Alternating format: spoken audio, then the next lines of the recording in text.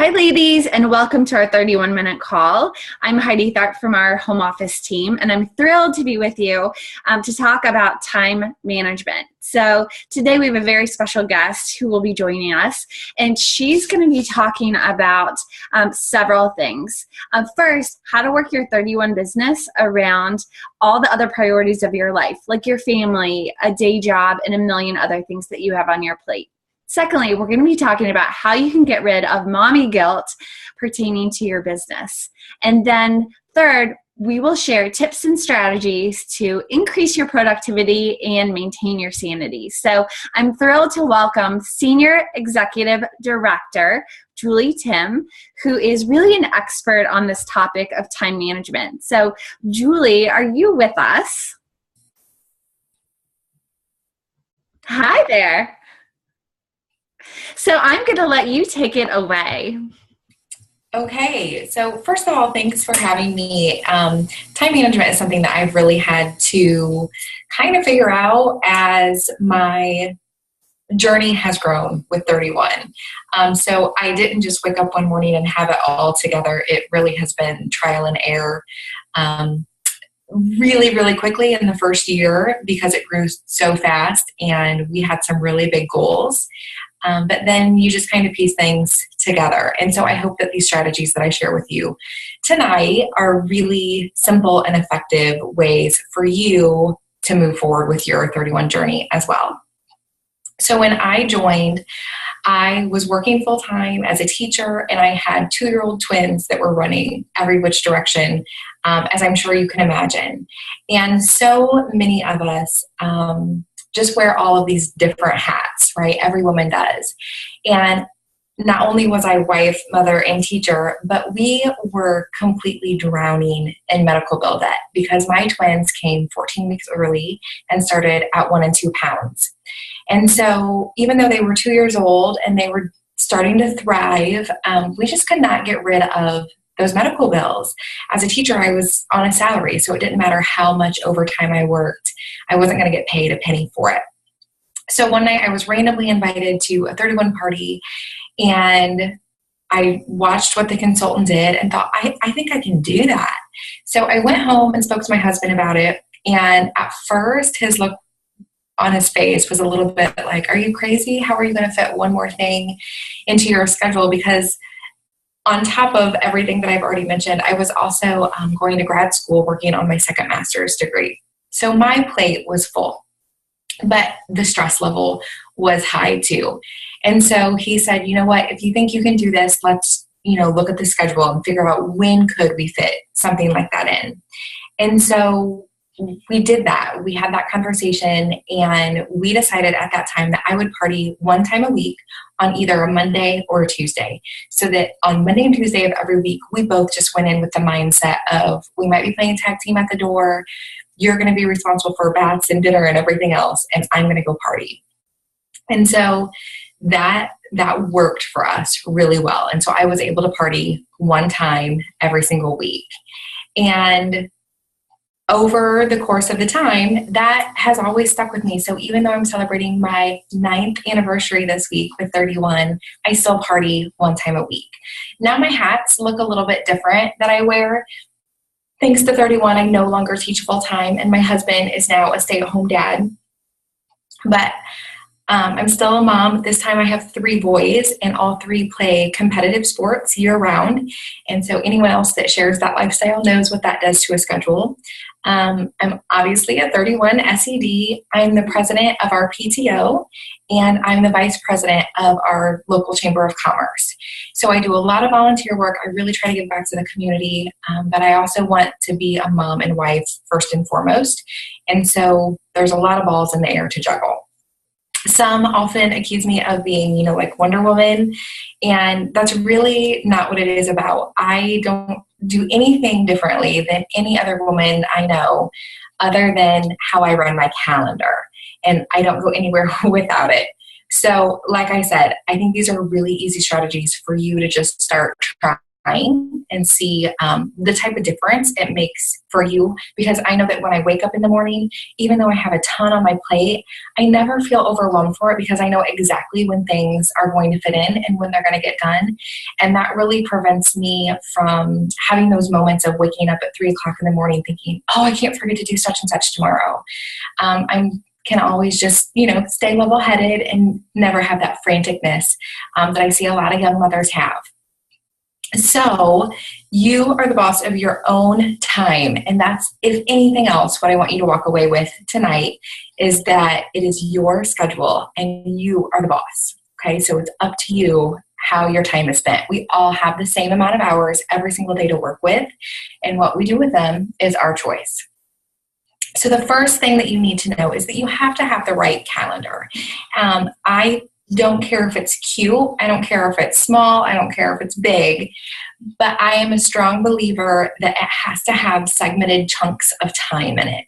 So again, digital, paper, doesn't matter. I'm a paper girl, but you will see that my calendar has, 15-minute chunks of time because most activities that we do actually fit within that time zone.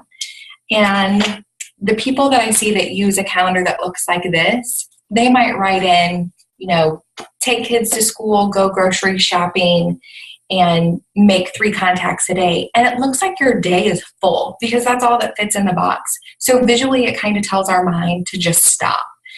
But that's not the truth. We have all of these hours that we still have time for. So make sure that it has times segmented out for you.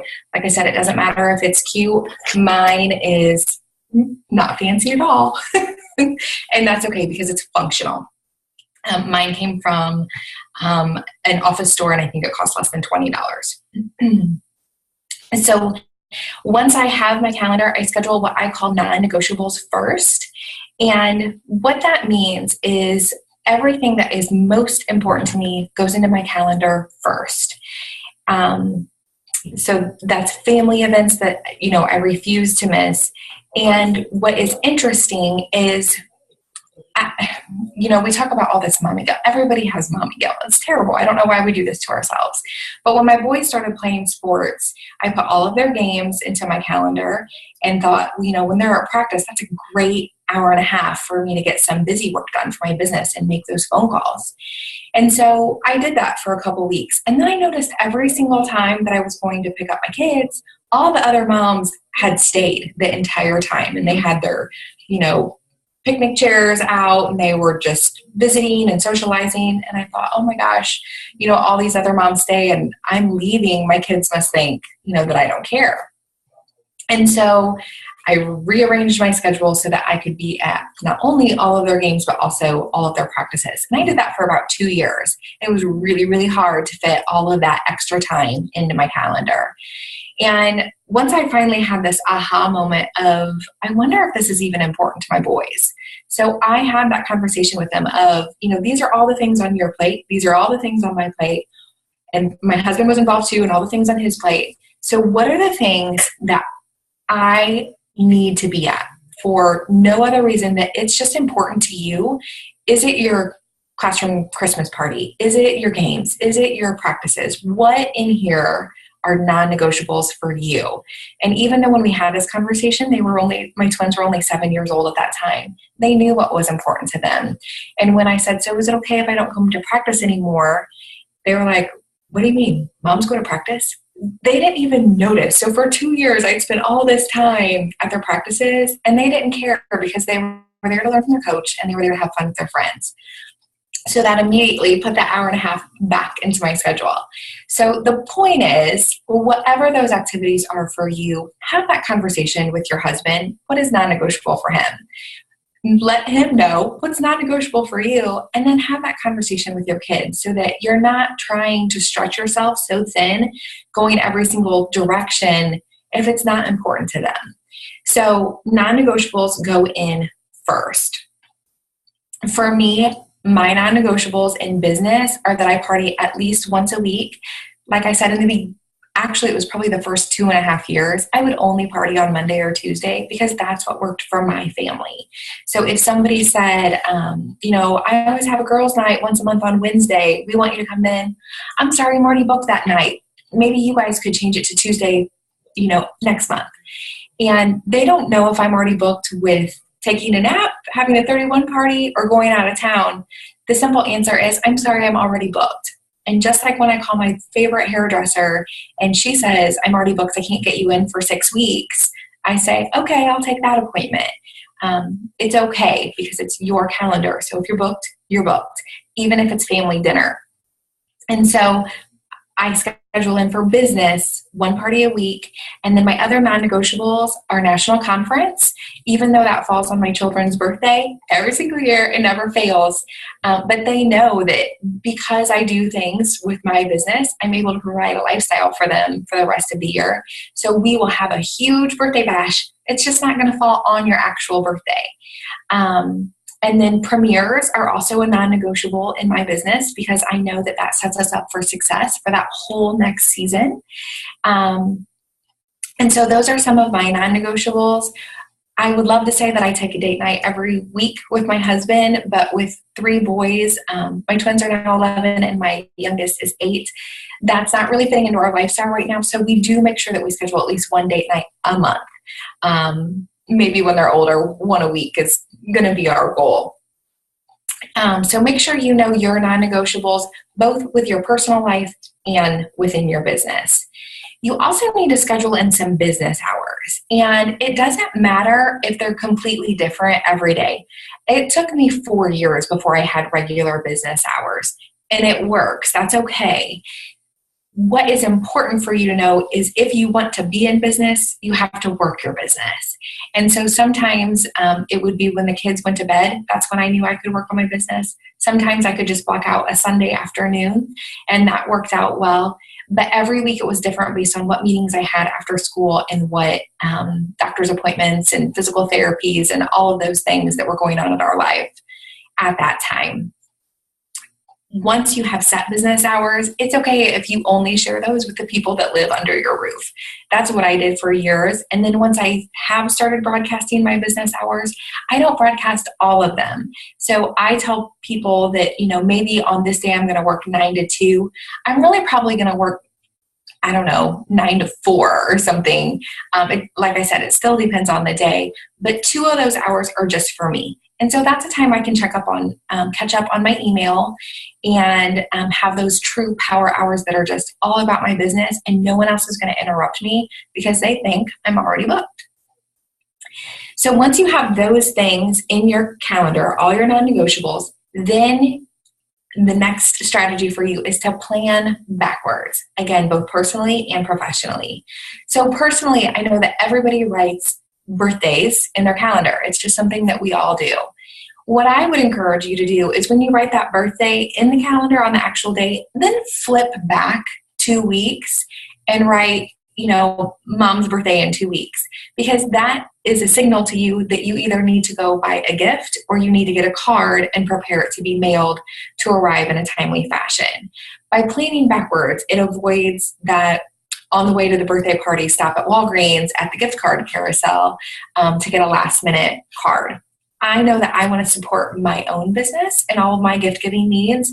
And so I have to go back at least 3 weeks so that I can order for myself and get them a nice personalized gift. But I can only do that if I plan backwards. I also do that personally when I travel. I just made these plans to go to Miami in January. And so I immediately flip back just a couple days from when I'm leaving because I know I'm going to want to get my nails done before I travel. And I know that sounds silly, but there's nothing worse than having these things that you want to do and then waking up, the day before you leave, and then your day is just completely frantic because you're trying to pack, trying to get laundry done, want to get your nails done, picking up last minute things that you need to travel with. If I just plan backwards, then I avoid all of that last minute chaos. And so I leave and my family doesn't feel like I left, leaving a tornado behind me. Now, business-wise, I do the same thing, and this has made a huge difference in my business. And that is because I plan backwards from parties in order to hostess coach. And I think the company average right now is maybe 6 guests per party, where my own average guest per party is 12. And I know the only difference that is in that for my business is the way that I invite people. And that's because I'm planning backwards. And so as soon as I schedule that party, as soon as I write down, party December 1st, I flip back one day and write down that I'm going to send reminder phone calls to all of the guests. And then I'm also going to make sure that I'm checking in with the hostess to see what is her RSVP count.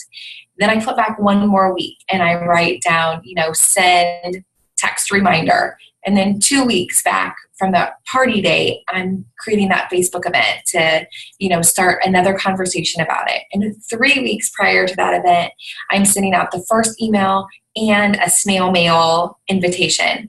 And because I'm doing this at timely fashion, nobody's forgetting about the party. They keep getting those friendly reminders.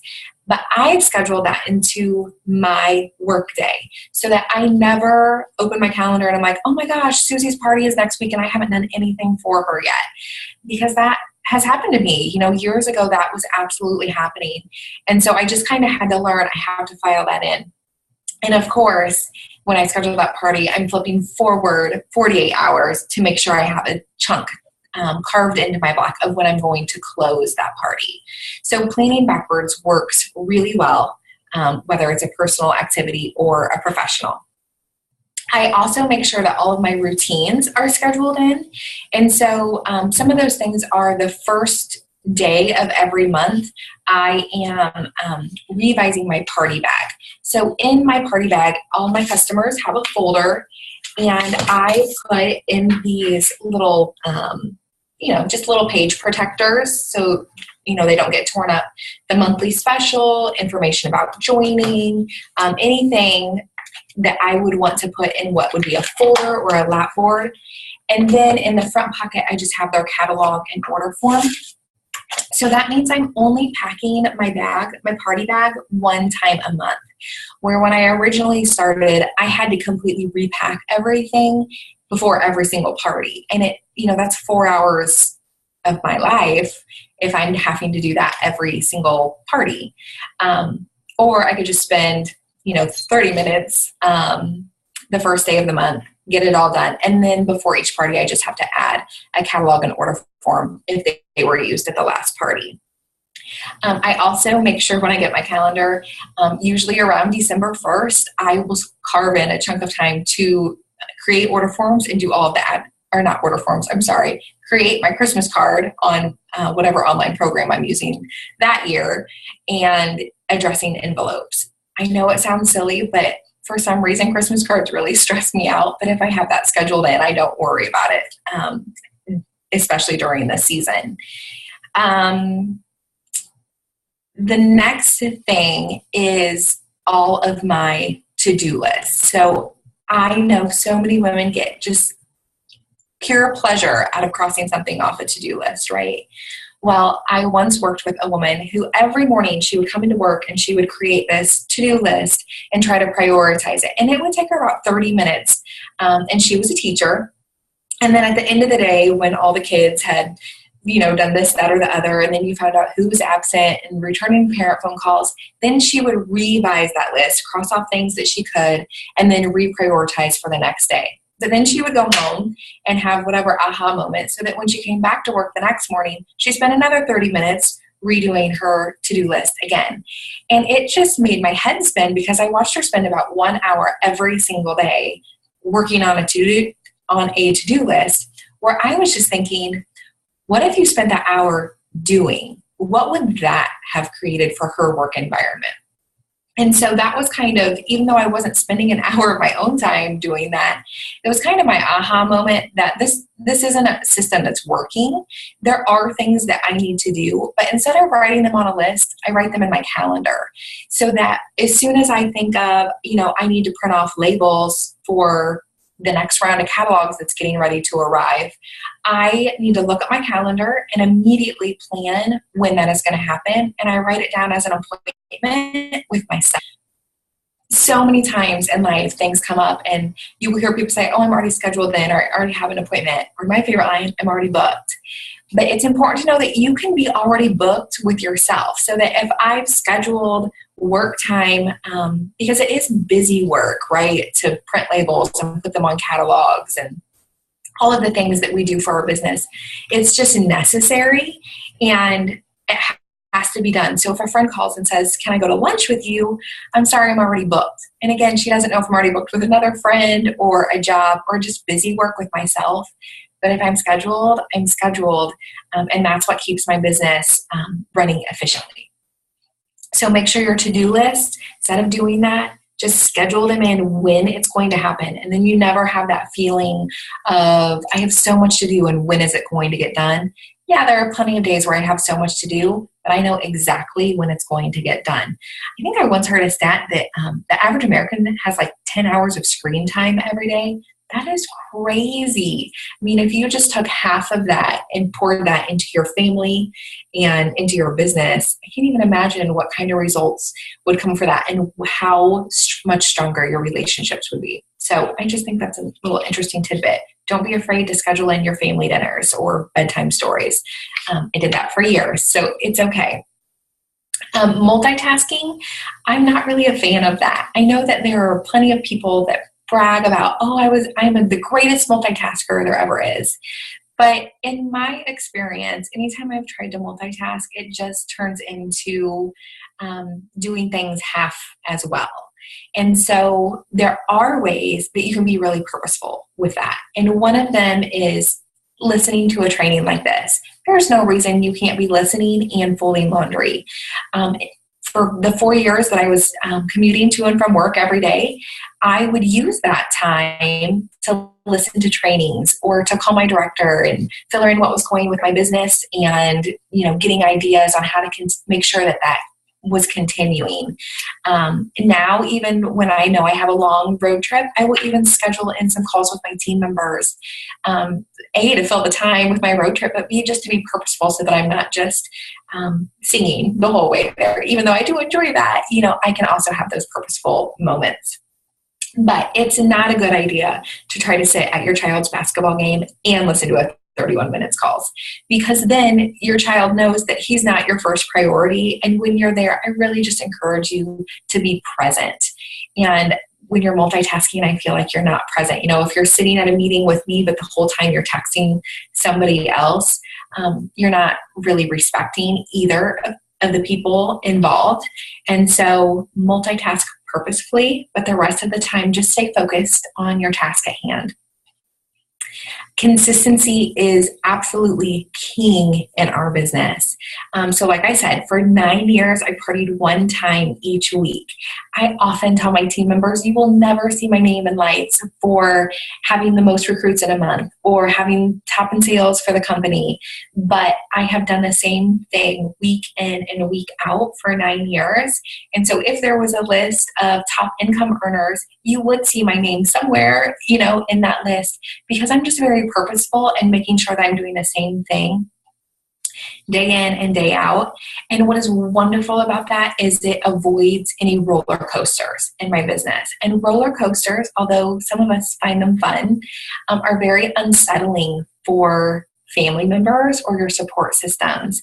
And so if you are working 10 parties this month and 0 next month, that creates a roller coaster in what your family is used to of when can you help with dinner, when can you spend quality time with them. It also creates a huge roller coaster in your income. And the number one cause of divorce is finances. And so I have found within my own family that when my income is very steady, it creates a steadiness between me and my husband because we're communicating and we know what the expectations are. And it is just so much easier to manage when it's about the same thing every month. So when you're working on what you are being consistent on, make sure you're taking those non-negotiables and you have them in. But I really encourage you to color code your calendar. Excuse me. And so for me, it is a way that I can prevent becoming burned out on something. And so you will see last week, I'll just show you mine. I had a really busy week. I had a big vendor event in the morning and my customer appreciation, which I call Gift of Palooza that I talked about a few years ago, were both in one day. And so I had a lot of busy work. So yellow is my busy work with 31. Those are things that have to be done, but they're not making me money. Where you'll see the green, those are the events that are making me money. And that's what we call income producing activities. And then the blue you see in my calendar are anything that is related to my boys that are their non-negotiables. And then the purple is when I volunteer. Those are our school colors, so it's really easy, just kind of visual clue for me. And then pink are my non-negotiables. So that may be when I'm getting my hair done. That may be when me and my husband play on a co-ed soccer team. Because even though we don't get a date night in, we at least get some couples time each week because we play soccer together. Or maybe that's a family function. So whatever those categories are for you, pick a color for them, because if you look at your calendar and you automatically see way more of one color than the other, you know that you're probably going to start feeling out of balance. And when I feel out of balance, then I start getting grumpy and crabby. I think a lot of women probably fall into that category too. So look at where you're spending your time. And so many of you may be missing your own me time. And that is really important, whether that's just 10 minutes a day of doing some devotions, reflections, reading a book, or going for a walk. So whatever that is for you, color code to kind of stay on track. And then, with that communication with your family about what their non-negotiables, everybody just gets to stay on track together. So I encourage you to make that decision of what are you going to start today? What is going to look different for you? Is it going to be scheduling parties more consistently? Are you going to start scheduling your hostesses or your hostess coaching backwards and plan backwards? Or are you going to start scheduling in your pink bag phone calls? Because none of this happens on accident. It is all about you making that choice and being purposeful with your time. Oh my gosh, amazing. I took so many notes, and so I just want to recap a few of these. I love what you said, that you are the boss, and to be in business, you have to work your business. Mm-hmm. I love what you talked about with scheduling your time can stabilize and create a steady income. And the income producing activities directly impact your paycheck. That's booking parties, hostess coaching, holding the parties, the pink bag follow-up. That's really fantastic. So there are a few things that stood out. I want to make sure that everyone heard those.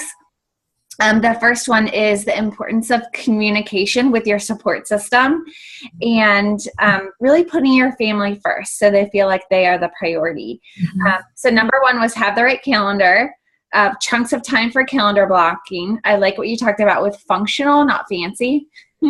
Number two is schedule your non-negotiables and practice. I'm sorry, I'm already booked. Mm-hmm. And respect those non-negotiables. And then number three, plan backwards, whether it's personally or for your business. And the color coding was a really great idea. So you can find harmony and balance with all those different priorities. So I have a few questions for you. For someone who's never scheduled office hours, where do you recommend they start? I think you have to start on a weekly basis. And I know that is what worked for me and my husband, that every Sunday night we can sit down with our calendar, look at what's ahead, whether it's our own meetings, practices, family birthdays, whatever it may be, and say, okay, I have to put 5 hours into my business this week in order to have a paycheck. So where can we squeeze in those 5 hours? And when we set our week off that way on Sunday evening, that, like I said earlier, sometimes it was a Sunday afternoon that I just had to do it all at once because we did have a busy week. But then on Sunday afternoon, when I said, okay, this was the time that we decided I was going to work, he knew he was completely in charge of kids and I was going to be uninterrupted during that time so that I could fulfill my promise to earn that income. That's a really good point. So in order for other people to respect your work time and your boundaries, you have to respect them too. That's a great Absolutely. point. The other question I have for you is, what kind of advice would you give to folks who find themselves with their time sort of being sucked away from Facebook or other social media? Yeah, that's so common. And so I am really strategic about when I have scheduled to do a project or anything, my email gets turned off and my Facebook window gets closed, because those chimes and dings are so addictive, and you just have to know what it is. And so I just turn them off. And then when I have time, when I have those unadvertised business hours or those power hours for myself, then that's a time where I can go through and clear all those out. But from time to time, you will see on Facebook an amazing idea. I mean, women are just so creative in what they're doing, but it doesn't align with the plan that I have right now. So I will just take a screenshot of that and slide it into a folder on my desktop that just is called parking lot. So on the day I wake up and I am looking to create a new strategy, or I am ready to make a change in my business plan, I have a place to go to with those ideas. And then I also keep a notebook next to my desk, because it never fails, like out of nowhere, you just have this, oh my gosh, this would be the greatest idea ever. And so I just jot that down immediately so that I don't have it constantly spinning up. I can't forget, because we do that, right? But I'm a planner, clearly. And so I have a plan. I have to work that plan. And when I'm ready for a change, I can go look at that file on my desktop and look at my notebook to see, where do I want to start with my new plan.